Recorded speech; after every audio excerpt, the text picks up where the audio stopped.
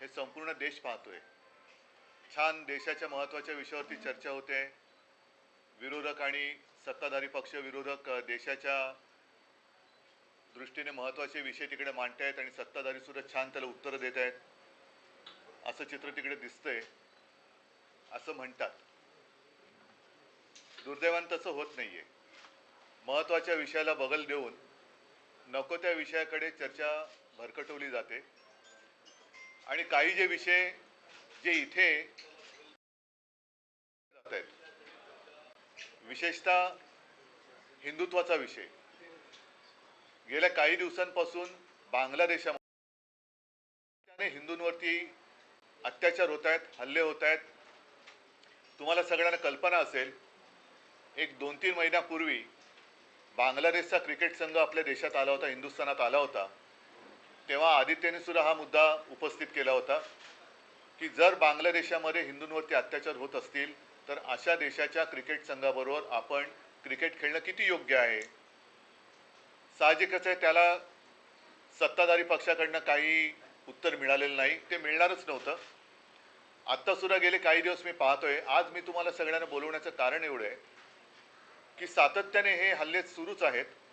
अगदी बांगलादेशामध्ये ही बातमी महाराष्ट्र टाइम्सची आहे, इस्कॉनचं केंद्र, इस्कॉनचं मंदिर जाळले तरी आपण गप्प आहोत। त्यांच्या प्रमुख तिथल्या कोण जे असतात इस्कॉनचे, त्यांना अटक झाली तरी सुद्धा आपण गप्प आहोत। हिंदूंवरती रोज अत्याचार होत आहेत तरी देखील आपण गप्प आहोत। मग आपले विश्वगुरू हे अत्याचार नुसतं पाहत का बसलेले आहेत? माझी पंतप्रधान नरेंद्र मोदीजींना विनंती आहे तमाम हिंदूंतर्फे की जसं आपण एका फोनवरती युक्रेनचं युद्ध थांबवलं होतं, तसंच बांगलादेशमध्ये जे काही हिंदूंवरती अत्याचार होत आहेत त्याबद्दल आपण काहीतरी भूमिका घ्यायला पाहिजे, पावलं उचलायला पाहिजेत। कारण इथे नुसतं बटेंगे कटेंगे फटेंगे वटेंगे असं करून काही उपयोग नाही आहे। जिथे काही नाही आहे तिकडे छाती फुगवून दाखवण्यात काही अर्थ नाही आहे, पण जिथे अत्याचार होत आहेत त्यांना आपली धमक दाखवण्याची आज गरज आहे। आणि त्याच्यासाठी आपण काय करणार आहोत? कारण काल आमच्या खासदारांनी माननीय पंतप्रधानांच्या भेटीची वेळ मागितली होती, पण त्यांना ती नाकारण्यात आली। कारण मी सांगितलं होतं की रितसर आपण जाऊन पंतप्रधानांना एक पत्र द्यावं आणि त्यांचे व्याप खूप आहेत, त्यांना खूप खूप देशांमध्ये फिरायचं असतं, जगभर फिरायचं असतं, भाषणं द्यायची असतात। तर कदाचित त्यांच्या नजरेत बांगलादेशामध्ये होणारे हिंदूंवरचे अत्याचार लक्षात आले नसतील, जसं मणिपूरचे आलेले नाहीत, तसंच हिंदूंवरचे अत्याचार बांगलादेशात होत आहेत, मंदिर जाळलं जाते, आणखीन काय काय होते, संपूर्ण सगळ्या काय बातमी येत नाही आहेत। तर केंद्र सरकारने तात्काळ काय पावलं उचलणार आहेत हे स्पष्ट केलं पाहिजे। बाकीच्या चर्चा तूर्त एक दिवस बाजूला ठेवा आणि संसदेमध्ये बांगलादेशात होणाऱ्या हिंदूंवरती अत्याचारांबद्दल केंद्र सरकारची नेमकी भूमिका काय आहे आणि आपण काय पावलं उचलणार आहोत, त्या सुरक्षित आहेत, त्या सुरक्षित आहेत कुठे असलेले जे सारे गोरगरीब हिंदू आहेत ते मात्र हे त्यांनी सांगायला पाहिजे।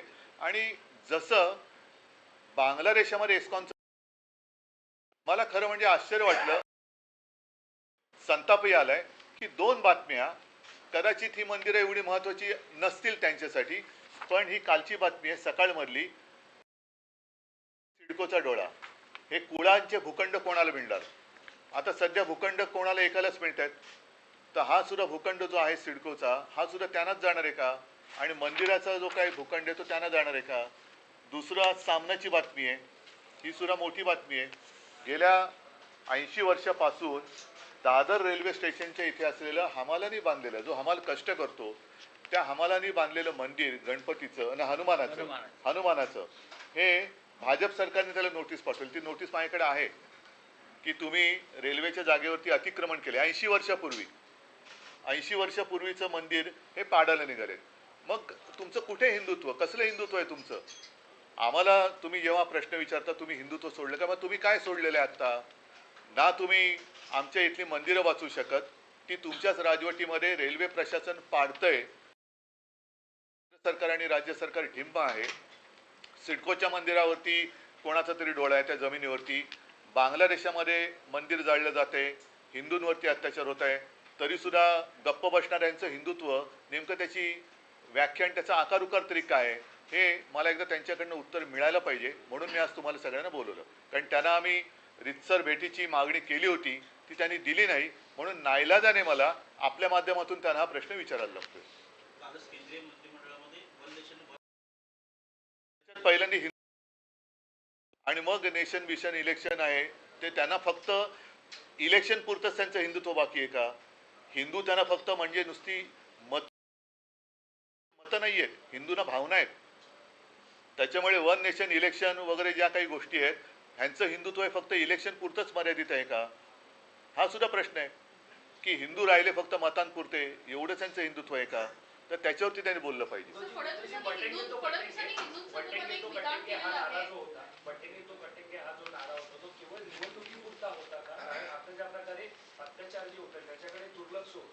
हो, तसंच माझं म्हणणं आहे की यांचं हिंदुत्व हे मतांपुरतं आहे. फक्त हिंदूंची मतं पाहिजेत, त्यांना भयभीत करायचं, त्यांना घाबरवायचं, त्यांची मतं घ्यायची आणि आल्यानंतर स्वतःच त्यांची आता मंदिरं पाडायला निघालेत ही लोक. मग यांचं हिंदुत्व कुठे? आता कुठे गेलं यांचं हिंदुत्व? म्हणजे आता मंदिरं कुठे सेफ आहेत? अगदी बांगलादेशात पण नाही आणि आपल्या मुंबईत पण नाही आहेत. म्हणजे एक आहे तो सेफ आहे, ते कुठे मंदिरं कुठे सेफ आहेत? सर, फडणवीसांनी आताच एक विधान केलेलं आहे. त्यांनी म्हटलेलं आहे की 25 कोटी लोकांना गरिबीतून बाहेर काढलंय, हे हिंदू इकॉनॉमीचं खरं तर मॉडेल आहे. कालचीच एक बातमी आहे की महाराष्ट्र देशामध्ये बेकारीत नंबर 1 वर आहे.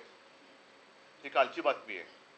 आता त्याच्यामध्ये हिंदू आहेत की नाही हे कल्पना नाही, पण मी फडणवीसांना आता याच्यात घेतच नाही, कारण बांगलादेशाचा मुद्दा आहे. आणि फडणवीसांना याबद्दल घेणार आहे की आपल्या मुंबईतलं मंदिर जे 80 वर्षापासूनचं हनुमानाचं मंदिर आहे, हमालांनी कष्टाने बांधलेलं आहे, तिथलं झाड बीड त्यांनी छान व्यवस्थित ठेवलेलं आहे, असं मंदिर पाडण्याचा फतवा निघतोय रेल्वे खात्याकडनं. तेव्हा फडणवीसांचं हिंदुत्व काय करते, भाजपचं हिंदुत्व काय करते? आता ती बातमी आहे, ती नीट बघितली पाहिजे. कालची का परवाच्या सकाळमधली आहे की सिडकोच्या मंदिराच्या भूखंडावरती सुद्धा डोळा आहे, सिडकोचा डोळा आहे मंदिराच्या भूखंडावरती. रामाचं मंदिर उभं करताना राम भक्त हनुमानाचं मंदिर तोडताय. नाही, पण उद्धवजी, त्या मंदिरासंदर्भात तुमची भूमिका काय आहे? कुठल्या वाचवण्यासंदर्भात तुम्ही काय करणार? माझ्या आता मला नाही, आता असं आहे ना, ईव्हीएम प्रशासनाला तुमचा सांगतो तुम्हाला. नाही नाही नाही, आम्ही काय फक्त इशारे देत राहायचं? ईव्हीएमचा निकाल काय? ईव्हीएम द्वारे त्यांनी निवडणूक जिंकलेली आहे ना, अधिकार त्यांना दिलेत, अधिकार त्यांना दिलेत. मग एवढंच जर का असेल तर का बसता तुम्ही? मग माझं हेच म्हणणं आहे ना की तुमचं हिंदुत्व, हिंदू म्हणजे फक्त मतं आहेत का? हिंदुत्व म्हणजे फक्त मतांपुरतं बाकी आहे का तुमचं? मग कसलं तुम्ही कटिंगे बटिंगे वगैरे करताय? कशाला करताय? कशाला हिंदूंना घाबरताय?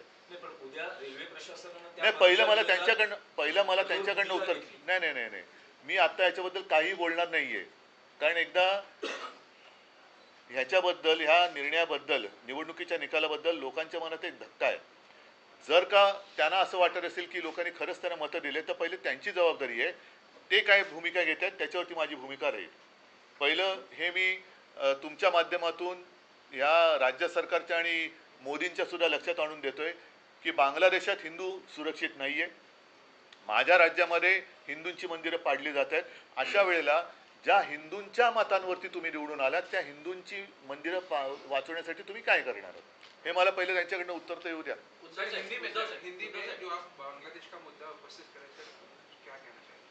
पिछले कुछ दिनों से लगातार हम देखते आए हैं, पढ़ते आ रहे हैं कि बांग्लादेश में हिंदुओं के ऊपर अत्याचार होते जा रहे हैं. खास कर 10, 15, 20 दिन पहले की एक खबर है जिसमें साफ साफ कहा गया है, लिखा गया है कि वहाँ का इस्कॉन का मंदिर जलाया गया. वहाँ के इस्कॉन के जो भी क्या कहते हैं उनको, पुजारी है, प्रमुख है, उनको गिरफ्तार किया गया. हमारे विश्वगुरु क्या कर रहे हैं? पिछले 2-4 महीनों से वहाँ हिंदुओं के ऊपर अत्याचार चल रहे हैं. वहाँ से शेख हसीना जी यहाँ अपने देश में आई, ऐसे मैंने सुना था, पढ़ा था. वो तो सुरक्षित है, लेकिन बांग्लादेश में हिंदू असुरक्षित है. तो जिस मोदी जी ने यूक्रेन का वॉर रुकवा दिया था, तो वो हिंदुओं के ऊपर अत्याचार जो हो रहे हैं वो क्यों नहीं रुकवाते? क्या कहने वाले आप, क्या भूमिका लेने वाले हैं? पता चलने तो इस देश के हिंदू जो है देख रहे हैं कि हमने वोट किया उनको, आपको वोट किया है कि हमने आपको आपने बताया था कि बटेंगे तो कटेंगे, इसलिए तो वोट किया. तो बांग्लादेश में हिंदू काटे जा रहे हैं, आप क्या करने वाले हो? बताओ. उद्धव साहेब, 2 प्रश्न प्रश्न आहेत. एक पहिला प्रश्न तर 23 तारखेला महाराष्ट्राचे निकाल लागले. पहिला शपथविधीला उशीर झाला आणि आता 20 दिवस होत आले. कॅबिनेटचा विस्तार अद्याप होत नाही. महाराष्ट्रामध्ये अनेक गुन्हे वाढत आहेत, अनेक खून दरोडे होत आहेत. त्यांना फक्त अजूनही त्यांच्यामध्ये मी काल बातम्या पाहिल्या की याचे खासदार फोडणार, त्याचे खासदार फोडणार, म्हणजे हे फक्त फोडाफोडीचंच राजकारण चाललंय. यांचं हिंदुत्व वगैरे साफ झूट आहे. यांना आणखीन किती राक्षसी बहुमत पाहिजे आणि मिळाल्यानंतर सुद्धा अजूनही विस्तार का होत नाहीये? नुसतं पक्षाचा विस्तार किंवा सत्तेचा विस्तार हेच तुमचं स्वप्न आहे का? आणि त्याच्यासाठी तुम्ही हिंदूंना वापरताय का? असं वाटतं की पहिलं त्यांनी या प्रश्नावरती किंवा या समस्येवरती उत्तर द्यावं. पूर्ण देशातले नव्हे तर कडे एका अपेक्षेने बघतायत, आशेने बघतायत की आज बांगलादेशातल्या हिंदूंवरती ही परिस्थिती आली असेल तर इतरांची काय हालत आहे? उद्धव साहेब, दुसरा प्रश्न असा आहे की शरद पवार आणि अजित पवार म्हणजे कौटुंबिक जरी घट्ट नातं असलं तरी राजकारण. मी आता दुसऱ्या कोणत्याही विषयावरती बोलणार नाही. मला आता फक्त बांगलादेशामध्ये होणाऱ्या हिंदूंवरच्या अत्याचाराबद्दल पंतप्रधान नरेंद्र मोदी आणि आपलं हिंदुस्थान सरकार काय भूमिका घेणार आहे हे त्यांनी स्पष्ट करायला पाहिजे. सर 23 तारखेला शपथविधी झाला. आपण नव्हता त्या शपथविधीला. नंतर काय बोलणं झालं? बांगलादेशामध्ये जे हिंदूंवरती अत्याचार होत आहेत त्याच्याबद्दल नरेंद्र मोदींनी आपण काय करणार आहोत हे भूमिका पहिली स्पष्ट करावी. महाविकास आघाडी काँग्रेसला सोबत घेऊन शरद पवारांचा पक्ष सोबत घेऊन आपण बांगलादेशाच्या दादर स्टेशनवरचं 80 वर्षापूर्वीचं हनुमान मंदिर ते पाडणार आहेत त्याच्याबद्दल त्यांनी उत्तर द्यावं. चला सगळ्यांना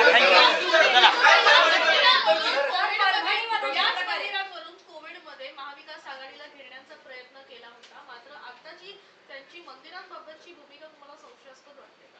संशयास्पद नाही, ही याला काय भूमिकाच म्हणत नाही. मला असं वाटतं मी बोललोय ते पुरेसं आहे. त्याच्यावरती त्यांच्याकडनं उत्तर येणं किती अपेक्षा करू याची मला काय आयडिया नाहीये. तर त्यांच्याकडनं जर त्यांच्यात थोडं जरी हिंदुत्व बाकी राहिलं असेल, लाज लज्जा शरम हिंदुत्वावरनं त्यांच्यात बाकी राहिली असेल तर भारतीय जनता पक्षाने आणि पंतप्रधानाने बांगलादेशात हिंदूंवरती होणाऱ्या अत्याचाराबद्दल बोलावं. आमच्याकडे जे दादर स्टेशनचं मंदिर पाडायचा फतवा, हा शब्द मी मुद्दामून वापरतो कारण तो भाजप सरकारने काढलेला आहे, तो फतवा त्याच्याबद्दल त्यांनी बोलावं. सिडकोचा डोळा तिथल्या मंदिराच्या जागेवरती आहे, तो भूखंड कोणाला देणार आहेत त्याच्याबद्दल बोलावं आणि मग त्याने आम्हाला हिंदुत्वावरती विचारावं. सगळ्यांना धन्यवाद.